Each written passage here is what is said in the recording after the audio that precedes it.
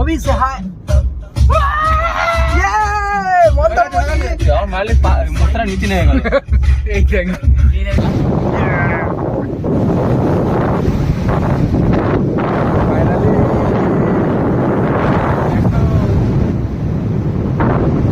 গ্রুপে পাঠা হয়েছিল এই রাজ্যের হাওয়াটা সেই দিচ্ছে, মেঘলা ওয়েদার যেমন ভেবেছিলাম তেমনই ওয়েদারটা পেয়েছি। মানে রোদ পাচ্ছি না, রোদ পাইনি, এটা ভালো। গরমের মধ্যে ঘুরতে পারবো, এই মানে ঠান্ডার মধ্যে ঘুরতে পারবো।